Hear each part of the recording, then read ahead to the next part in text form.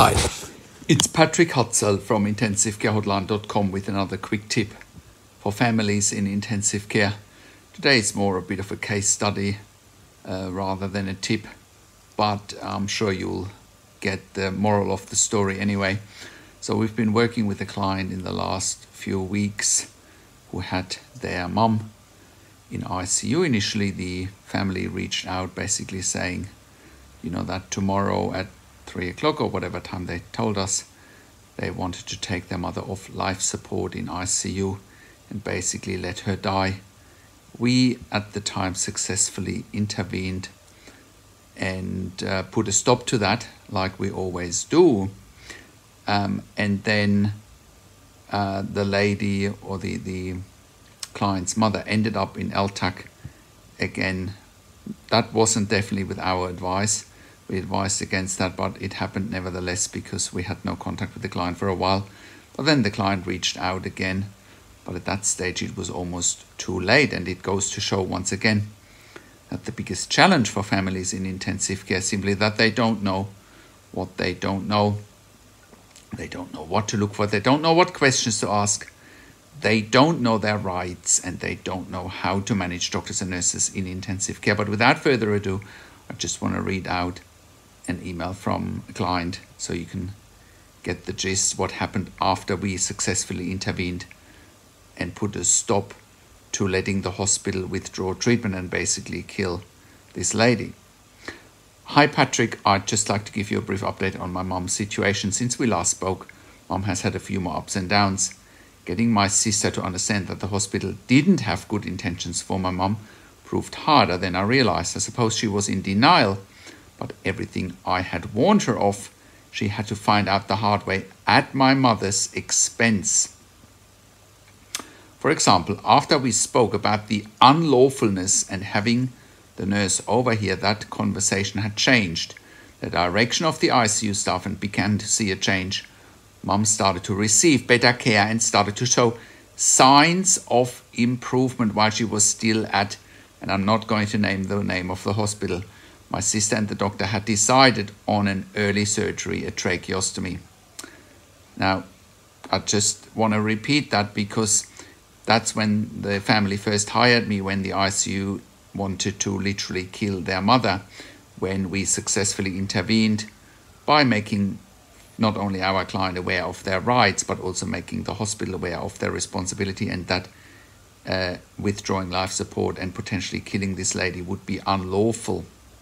So again, let me read this out again, just to illustrate my point. And these are my client's words, not my words. For example, after we spoke about the unlawfulness of and having the nurse over here, the conversation that had changed the direction of the ICU staff and began to see a change, Mum started to receive better care and started to show signs of improvement. Now, she started to show signs of improvement after the hospital basically damned her to end of life, right? So that's what happens.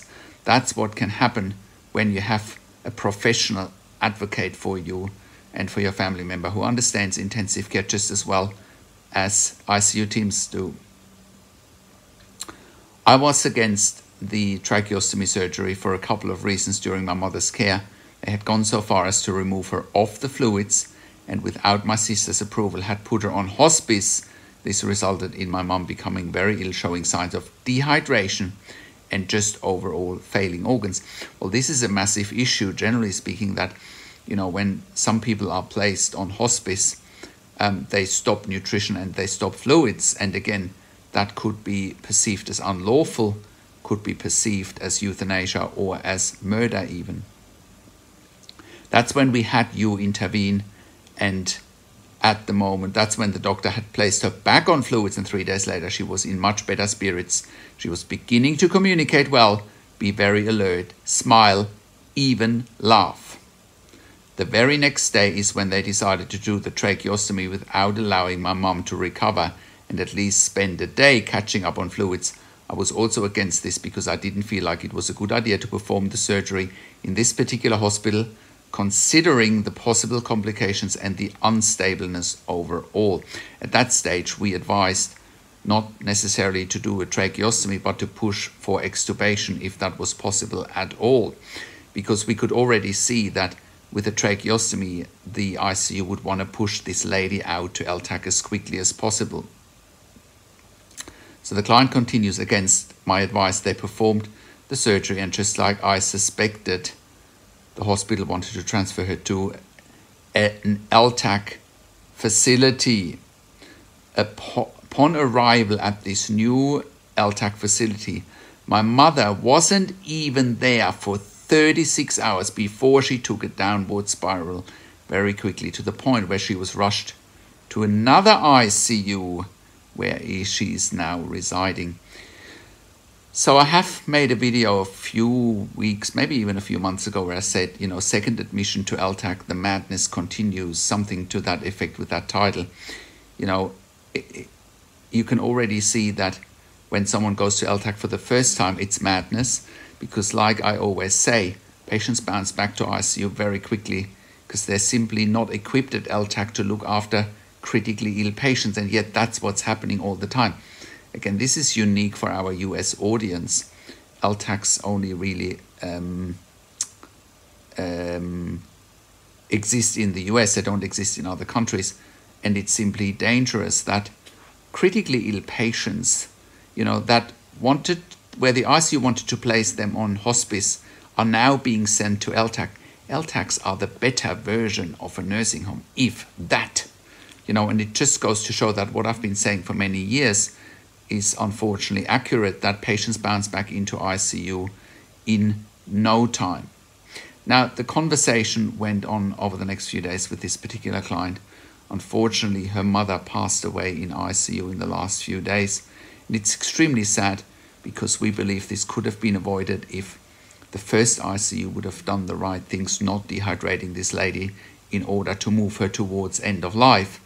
And number two, would have moved her towards extubation, given her best care and treatment, because that's what happened when they started to hydrate her again. She improved very quickly, but she didn't improve quick enough to go to LTAC, obviously. So you can't be on high alert soon enough when you have a loved one in intensive care.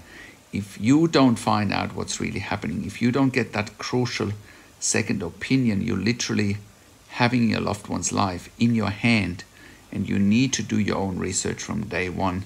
I mean, this is one of many examples where things don't go as planned, because families are not asking for help right away, or are not asking for enough help.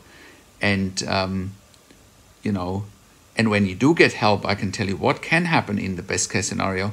Please look at a podcast that I did with one of our clients a few weeks ago, where the client was told in ICU, they're going to die.